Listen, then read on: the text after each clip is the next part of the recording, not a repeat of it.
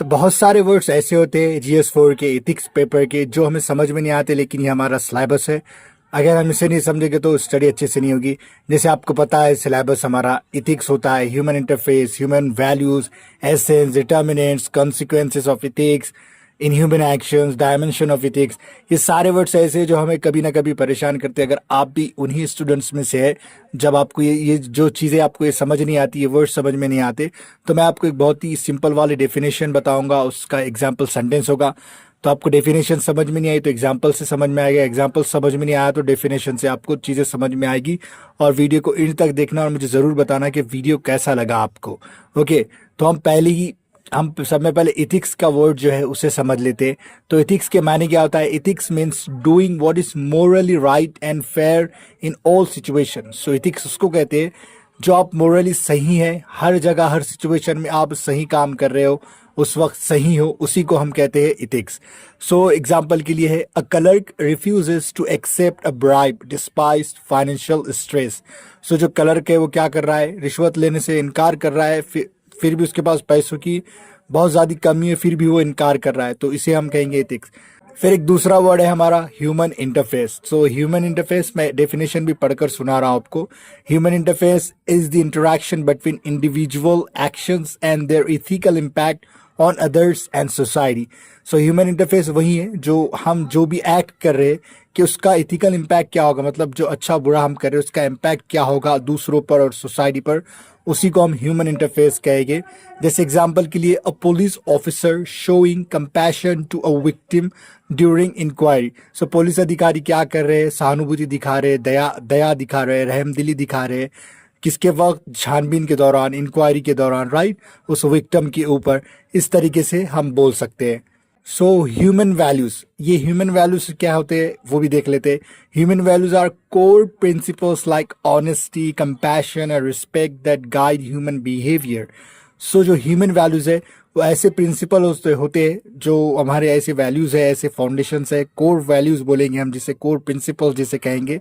और ये इथिक्स का यही मसला है थी जो जीएस पेपर 1, इसमें वैल्यूज, मोरल, प्रिंसिपल, इसके भी कई सारे मायने होते हैं, डेफिनेशन होते हैं, तो हम जनरली समझ रहे चीज़ों को। जैसे ईमानदार हो, दयालु हो, रहमदिल हो, इज्जत करने वाला हो, तो ये सारी चीज़ें ह्यूमन के बिहेवियर को गाइड करेगी, तो उसी को हम ह्यूमन वैल्यूज कहते हैं। जैसे एग्जाम्पल के लिए, helping an injured stranger on the road shows compassion. So अगर आप रास्ते पर चल रहे हो और कोई जख्मी है तो आप उससे ऐसी ही मदद कर रहे हो, आप उससे जानते नहीं हो, तो उसी को हम कहेंगे ह्यूमन वैल्यूज, राइट। जो आप मतलब आप कंपैशनेट हो, क्योंकि आप मतलब रहमदिल हो, इस तरीके से बोलेंगे।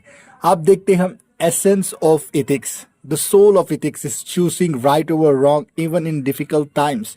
सो पूरे इथिक्स का एसेंस अगर कोई पूछे, सार कोई पूछे नैतिकता का, तो क्या होता है कि सही चीज़ को चूज करना, पसंद करना, गलत चीज़ों पर। डिफिकल्ट भी सिचुएशन है आपके सामने, प्रॉब्लम बहुत सारे हैं, लेकिन फिर भी आप सही को मान रहे हो। जैसे, a journalist refuses to publish fake news despite pressure. So जो जर्नलिस्ट है, शायद अगर उसके बॉस का प्रेशर है उसके ऊपर कि नहीं ये न्यूज़ टेलीकास्ट कर दो, अभी ब्रॉडकास्ट कर दो, लेकिन वो फिर भी बोल रहा है कि नहीं ये फेक न्यूज़ है, मैं नहीं करूँगा। So that is called essence of ethics, क्योंकि वो राइट है morally. So determinants of ethics भी होते हैं, factors that influence ethical behaviour like family, education, law and conscious. So ये सारे डिटर्मिनेंट्स है, मतलब एक तरह के टाइप है कि आपको आपके फैमिली का, एजुकेशन का, कानून का, या फिर आपकी जो आत्मा है, कॉन्शियस है, उसका क्या असर पड़ता है आपकी इथिकल बिहेवियर पे, कि आप सही कर रहे हो या गलत कर रहे हो, उसी को हम कहेंगे determinants of ethics. So example के लिए, a teacher's honesty stems from childhood values taught at home.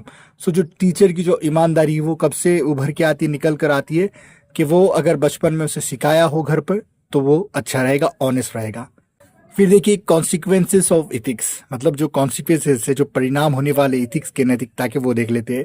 Ethical actions build trust and social harmony, unethical ones cause harm. So जो भी इथिकल एक्शंस है जो हमारे सही है वो क्या लाएगा? भरोसा लाएगा, सोशल हार्मोनी लाएगा, मतलब दो कम्युनिटी में झगड़ा फसाद नहीं होगा, उसी को सोशल हार्मोनी मान लीजिए।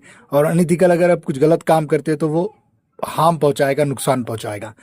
जैसे एग्जाम्पल के लिए, a corrupt officer faces suspension while an honest one earns public respect. So जो करप्ट ऑफिसर है वो सस्पेंड हो जाएगा, लेकिन जो ईमानदार ऑफिसर है वो क्या है? पब्लिक रिस्पेक्ट, लोग उसकी इज्जत करेंगे।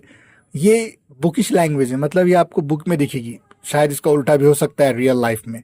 फिर है डायमेंशंस ऑफ इथिक्स, इथिक्स के कुछ डायमेंशन भी, जैसे ethics has many sides, personal है, प्रोफेशनल है, सोशल है, इन्वायरमेंटल है।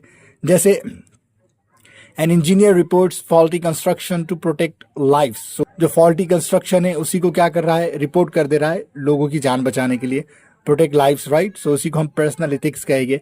सो और क्या करता है एक डॉक्टर, किसी के पेशेंट की जो सीक्रेट जो बीमारी है वगैरह, जो भी रोग होते हैं, इंसान को बीमारी होती है, वो लोगों को दूसरों को नहीं दिखाता, उसके और पेशेंट के बीच में रहते, तो वो भी प्रोफेशनल इथिक्स में ही आता है, राइट। सो इस तरीके से बोलेंगे हम। फिर है ethics in private and public relations, जैसे consistency of ethical behaviour at home and in public service. So आप अच्छे ही रहो, घर पे हो या फिर बाहर हो, इसी को हम कहेंगे। यही होती है हमारी इथिक्स, पब्लिक और रियल प्राइवेट लाइफ में आप क्या करते हो। A man respects his parents at home and listens patiently to citizens at work. So जो एक आदमी है, एक इंसान है, वो क्या करता है, घर पे माँ बाप की इज्जत करता है, बच्चों के साथ अच्छा रहता है, बीवी के साथ, जो भी उसके है फैमिली मेंबर, सबके साथ अच्छा रहता है, लेकिन काम पर आने के बाद सिटीजन के साथ भी अच्छे से काम करता है, एम्प्लॉयज़ के साथ, जो भी इसके साथ काम कर रहे, कलीग्स, पीयर्स वगैरह। सो उसी को हम कहेंगे इथिक्स प्राइवेट और पब्लिक लाइफ में कैसे काम कर रही है। फिर ये तो आपको पता है कि lessons from leaders, reformers and administrators. तो मैंने एक एग्जांपल लिया हूँ कि जो हमारा जो सच्चाई है, करेज है, सर्विस है, जो इंस्पायर करे, इंस्पायरिंग लाइफ से। जैसे गांधी जी ने हमें क्या सिखाया, सच्चाई सिखाई। डॉक्टर जो कलाम थे हमारे, एपीजे अब्दुल कलाम, उन्होंने क्या सिखाया, सिंपलिसिटी सिखाया। मतलब पावरफुल थे, प्रेसिडेंट भी थे, मिसाइल मैन भी कहा जाता है, लेकिन सिंपल थे वो, राइट, सादे थे। सो इसी को कहेंगे हम। सो मोरल थिंकर्स भी है इंडिया के और वर्ल्ड के, जैसे philosopher shaped ethical thought and values across cultures. So बहुत सारे के इथिक्स को बदले हैं, इथिकल वैल्यूज को, अच्छे बुराई को, राइट। सो चाणक्य ने क्या एम्फसाइज किए थे, ड्यूटी ऑफ किंग्स, के वो अच्छाई के रास्ते पर चले। धर्म, धर्म जिसे कहेंगे, राज धर्म जिसे कहेंगे, मतलब ये हिंदू मुस्लिम वाला धर्म नहीं, ड्यूटी की बात हो रही है यहाँ पे। प्लेटो डिफाइंड जस्टिस एज हार्मोनी, और प्लेटो ने कहा कि जो न्याय है वही हार्मनी है, संतुलन बनाए रखेगा इस सोसाइटी में, राइट। अब role of family, society, institution, इसका भी कुछ इथिक्स में काम होता है। जैसे this shape a child's ethical foundation through habits and guidance. So ये क्या करते हैं, इथिकल जो बच्चा अच्छा होगा या बुरा होगा, उसके फाउंडेशंस के, मतलब उसके इथिकल फाउंडेशन को बदल देंगे, उसकी आदत भी बदलेगी या गाइड करके भी। जैसे आप मार्गदर्शन करते कि बच्चों को ऐसा रहो वैसा रहो, ये मत करो, राइट। उसी की बात हो रही है यहाँ पे। एग्जाम्पल के लिए, student learns honesty from home, cooperation from school and respect from society.